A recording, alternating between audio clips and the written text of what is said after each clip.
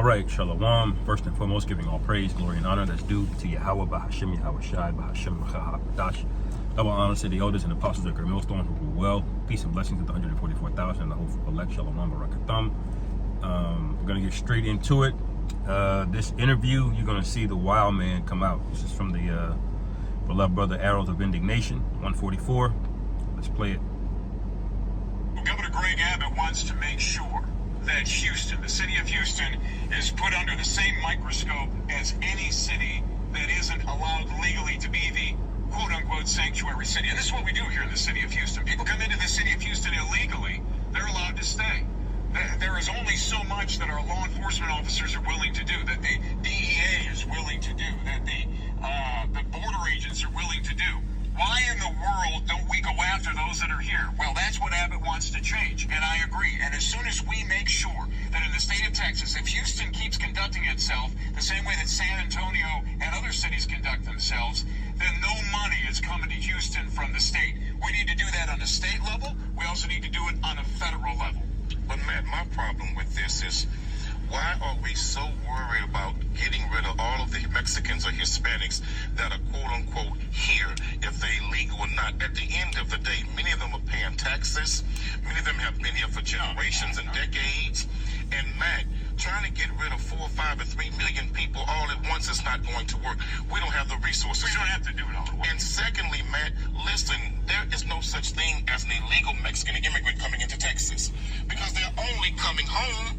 Texas, Arizona, and California was stolen from the Mexicans. Don't start that. This all belongs to them. So they're only coming home, and then here it is, you white folks stole the land from the Indians, but yet you're the natural, real illegal immigrant. So let's start with the things you said that are already wrong. First of all, they're coming here, they're not paying any taxes. You're telling me they're paying taxes? They're not paying taxes. Man, they are paying taxes. No, they're not paying any taxes. Man, when they buy a product, they pay a tax on it. Let's continue. When they buy a car, they pay a tax on it. You come into this country illegally. That is a law that you're breaking, and that's why they have to be sent back to wherever they came from. They want to come through the front door. That is the correct way to come in. And the city of Houston has to stop allowing this, or we're never going to get them to stop coming in here. Look, that's what we got to do. Follow the law. But Matt, where is the compassion that the indigenous Indians had for white people in this country? What do you keep going backwards? They let you all come in. What are you going and backwards? You came in and raised a whole lot of hell. Don't start. Don't start bringing up history and trying to explain what's going on today. Trump called the Mexicans illegal criminals coming into America. Was the biggest illegal criminal ever come into America was white people. So you don't give a damn when people break into this country? I don't give a damn. What's going to happen when they come around your house? I don't give a damn about hypocrites who came here illegally and stole all of this and now want to blame them before only coming back home. To all of the Mexicans, don't worry about this. Just keep having babies, and in 30 years, all these white folks will be on the yoke control. To Americans, let's stand up and do what the hell we're supposed to do and stop letting the city of Houston be an open door. This ain't no sanctuary city. Don't listen to that. This is a real city. Just keep having babies, and at the end of the day, you'll run everything in Texas. Just keep having babies. Now you understand why I got to come here every single week, and I gotta go after this man and maybe get through that big school one day. In 20 years, you will be the minority in Texas. So I just decided to let all of that play. That's why I said you go see the wild man come out. I didn't hold it up the whole time, but he was getting, that Edomite boy, he was getting animated, all right? Because they are hypocrites. In the Bible, you type the word in hypocrite in the Bible, it comes up quite a bit. And hypocrite or hypocrisy. It's usually associated with the wicked, all right? Now, we know there's a bunch of precepts on this, because this Jake that was cutting his ass up, okay, is 1,000% right, man. Okay, he's 1,000% right. I was just going into a lesson on Job 20 about the joy of the hypocrite being but for a moment, because, you know, the scriptures say if you live by the sword, you die by the sword, all right? And that's exactly how he got Texas, New Mexico, Arizona, California. He didn't go in there, you know, making trade deals, okay? He didn't go in there trying to broker treaties. I mean, he issued out a bunch of treaties, but then he broke all of them with violence, okay? So that is how America in totality was created, all right? And he said, you were the original legal immigrants. Why can't you be compassionate the way the Native Americans were? And that's absolutely correct. But what this Jake doesn't understand is this is the devil. He does not have it in him to do that. Now, let me go to Job 20 real quick, just to highlight what I said. Job 20 and 5 or 4. Knowest thou not this of old, since man was placed upon earth, that the triumphing of the wicked is short, and the joy of the hypocrite but for a moment? Though his excellency mount up to the heavens, and his head reach unto the clouds, yet he shall perish forever like his own dung. They which have seen him shall say, where is he? So the Bible calls you a hypocrite. The Bible foretells your rise and it foretells your fall. Okay, and the way that you rose was violent. So the way that you got to go out is how? Violence. Okay, that's how it works. You don't get to just take everything by violence and then expect everybody else to have a peaceful democratic process.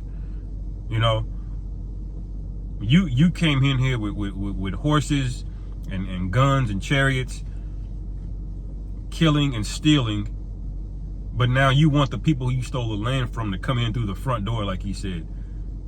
You got to do it the legal way. Well, you made that law up on the land that you stole, right?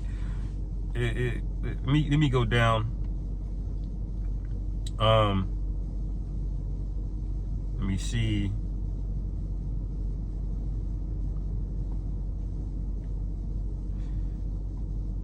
Let me see here.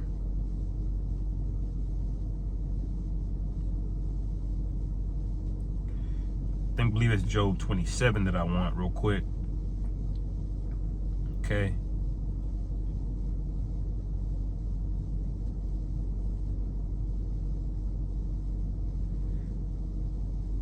Yep.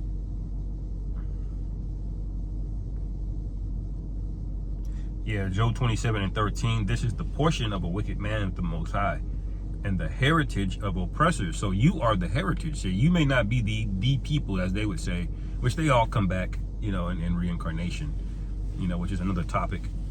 But even if you're not them, you are still the heritage of those oppressors. All right, y'all didn't give the land back. Y'all didn't go say, oh well, it turns out the state of Texas was stolen and what our forefathers did was wrong. We're gonna give the land back. And no, y'all never did that. Okay, y'all have only expanded your borders, increased your territories, just like the Bible said you would. I'll get that in a second. Okay, so this is your heritage right here, and it says, which they shall receive of the Almighty. So the Most High is gonna deal with you. Okay, this is for the Issacharites, the so-called Mexicans. All right, the Most High is gonna deal with them for what they did. Okay, they stole Issachar's land, they stole Gad's land, they stole Reuben's land. Okay, they stole Naphtali, everything in the Western Hemisphere. They stole it. Okay, and the Caribbean, which is the Western Hemisphere, same thing. All right, they stole it, and it says, verse 14, if his children be multiplied, it is for the sword. So you are multiplied. You are the children of these oppressors. You multiplied, and the Lord is saying the reason that you are allowed to multiply is for the sword. That's your purpose. Your purpose, you Americans, you are sacrifices. When the Lord visits America, all you so-called white people are going to get done so bad. Okay, because you've never repented for what you did. You didn't even bother to pay or offer reparations. You ain't got no, I mean, they're still at the bottom off land that you stole, when the bulk of wealth is what? The land. So if you take the land, you don't, nobody has the ability to earn wealth, because wealth is rooted in land. You don't have land, you don't have wealth. Okay, that's how it works. So what he's done is taken the land, and because he's taken the land, now he's exploiting your labor. Okay, he's getting it for dirt cheap. He's having you pick up real resources and assets out of the ground, whether you're building a house or digging up oil or mining gold, okay, or transporting things. Everything comes out of the earth, whether it's wood, whether it's stone, whether it's a precious metal, a mineral, okay, whether it's food, it all comes out of the earth. So if you don't have land, you don't have anything. And so he's exploited that labor in this economy to get you to increase his riches. Okay? But look what it says in verse 15. Those that remain of him shall be buried in death, and his widow shall not weep, though he heap up silver as the dust and prepare raiment as the clay. He may prepare it, but the just shall put it on. So Issachar, man, just hold on, okay? Because the scriptures say everything he stole, he gonna run that, man, okay? He's gonna run it. He's gonna get that back to us, and many-fold more, okay? It says he may prepare it, but the just shall put it on, and the innocent shall divide the silver. So that's who's gonna get it. Verse 18, he builded his house as a moth and as a booth that the keeper maketh. A rich man shall lie down, but he shall not be gathered. He openeth his eyes, and he is not. Meaning everything you did was for naught. Yeah, you may be living good right now, but you set yourself up, man. Okay? You're not gonna be able to spend it. It says that again, I believe in Zephaniah.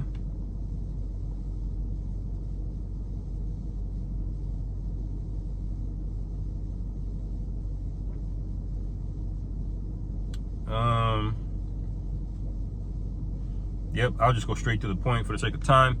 It says, Zephaniah 1:13, it says, therefore their goods shall become a booty, and their houses a desolation. They shall also build houses, but not inhabit them, and they shall plant vineyards, but not drink the wine thereof. All right? Verse 18, skipping down, neither their silver nor their gold shall be able to deliver them in the day of the Lord Yahweh's wrath, but the whole land shall be devoured by the fire of his jealousy. So all of America is going to get burnt up, if you can believe it. Okay? All of it, man. Because he stole everything. I'm hopping around. This is Habakkuk. Let me go to chapter 2 real quick. Just to drive it home. That he's always been this nigga, man. Habakkuk 2:5. Yea, also because he transgressed by wine, he is a proud man. That guy in this video, that's a proud man. Oh, there you go, bringing up the past and talk about what was happening. Well, what kind of idiot doesn't look at the past to determine the future? That's how everything works. How do you think the stock market works? You think the stock market is just random logic? No. It takes historical trends to predict what's going to happen in the future. You take the last 12 months to try to predict the next 12 months. That's how everything works. But this nigga wants you don't look at the past when it comes to him. Like past performance is not an indicator of future performance. What a nigga did in his past is no indicator what he might do in the future. Go get a background check. They gonna look at your past, man. You know? And these are things that Esau set up. But all of a sudden, when it comes to the land, no, we can't look at the past and, bringing all that up and then blah, blah, blah, blah, blah. Proud, man. All right?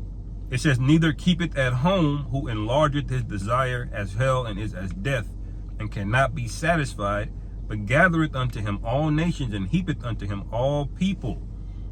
America is 2 billion acres, man, which is 3 million square miles. Do you know how far 1 mile is? You know how much land a square mile is? Man, that's a lot of land, man. Okay? 3 million square miles, 2 billion acres. He took all of it. He didn't need it, but he just took all of it anyway. And then did he stop? No. He started NATO and the EU, and he went all across everywhere you see so-called white people. That's where he's been, and more. Okay, he's in South Africa, he's in Australia, he's all throughout South America. Okay, he's on every continent. Why does the whole Western Hemisphere speak 4 languages? All European. Huh? English, French, Spanish, Portuguese. Maybe a splash of Dutch in there somewhere. You know? Why?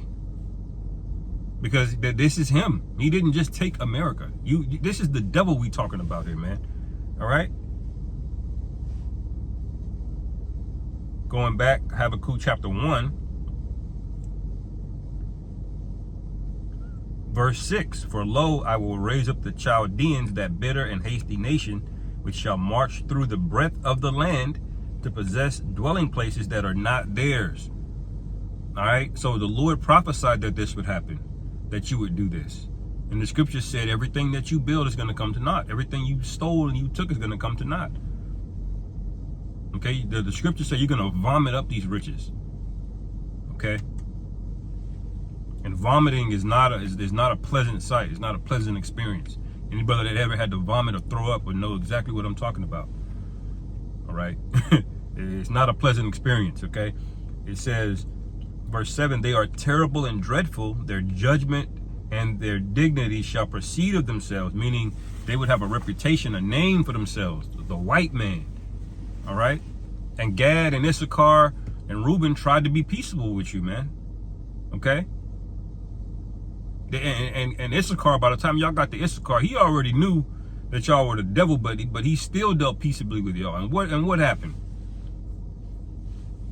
You took his land, killed him, enslaved him. Okay, and then have the audacity to talk about you got to obey the law now, years later. All right, that's a terrible people, man. Dreadful. It says, verse 8, their horses are also swifter than leopards, and are more fierce than the evening wolves, and their horsemen shall spread themselves, and their horsemen shall come from far. They shall fly as the eagle that hasteth to eat. And that eagle is symbolic, man, because that's Esau's go-to emblem is the eagle, man. Okay, and they did come from a far nation. They crossed the Atlantic, okay, beginning in 1493, all together. Now they just came across all of the European nations. All right, verse 9, they shall come all for violence, their faces shall sup up as the east wind, and they shall gather the captivity as the sand. And the scriptures say that the northern kingdom and the southern kingdom were oppressed together. So he brought Judah over here, Benjamin, Levi. Okay, he enslaved Gad, Issachar, Reuben. But he mainly wanted y'all to vacate that land. Okay, he really couldn't enslave Gad because Gad lived there. He knew that land. Gad was fucking him up. Okay, so he couldn't manage that many. All right, it says, and they shall scoff at the kings, and the princes shall be a scorn unto them. They shall deride every stronghold, for they shall heap up dust and take it. There it is. He heaped up dust. And the scriptures say he shall heap up silver as the dust, like we just read. And he took it, man. So what's going to happen? The Lord going to take you, man. All right, your elites are going to go right into hardcore chattel slavery. You're not going on a supermax security. No, your ass is going in chains on plantations. Okay. Why do you think the Lord allowed it to happen to us? Just for you to get a lighter sentence? No, the scriptures say render unto her double. Okay, in Revelation the 18th chapter. Okay, and I didn't want to make this too long. But they like to play that game, like, oh, don't bring that up. Like, yeah, we took the land, but we have laws now. Like, what? So you made that law up, man. It says, this is Psalms 109. Okay. Start at verse 14. It says, let the iniquity of his fathers be remembered with the Lord Yahweh, and let not the sin of his mother be blotted out, because these Edomite women were demonic too. The Lord say, let not their father's sins be forgotten. Okay, the Lord's going to remember them. It says, let them be before the Lord Yahweh continually. The Lord ain't trying to hear about a long time ago this, a long time ago that. All right, that he may cut off the memory of them from the earth. And the scripture say that in Job, he gonna be like a dream that flieth off, that fly away, a chase dream. Okay, it's gonna be like a bad nightmare everybody woke up out of when the Lord takes this place down. All right, because that he remembered not to show mercy. Okay, when Christopher Columbus got here, he said he couldn't put his sword down. It says, but persecuted the poor and needy man, that he might even slay the broken heart. What is the Trail of Tears? All right, and you can read the whole chapter of Psalm 109. It goes in on Esau, man. I'm trying to make these lessons a little bit shorter, you know, but the point was made. All right, Issachar, we're gonna be reunited again, brothers. You know, this whole black, white, brown bullshit that Esau made up, the Lord is gonna dead all of that very soon. Okay, we're gonna be reconciled together on this side, man. Okay, the scripture says he's gonna fill the bow with Ephraim. Okay, you're gonna bend the bow with Judah and fill it with Ephraim, man. I might got it mixed up, but the point stands that the northern and southern kingdom, we're gonna remember ourselves, like Baruch the 4th chapter said. Okay, and that comes with certain things that this devil is afraid of. That's in Revelation 12 and 12 is gonna go down. All right, anyway, I'll end it there. Lord willing, this is edifying. Shalom, on to the next.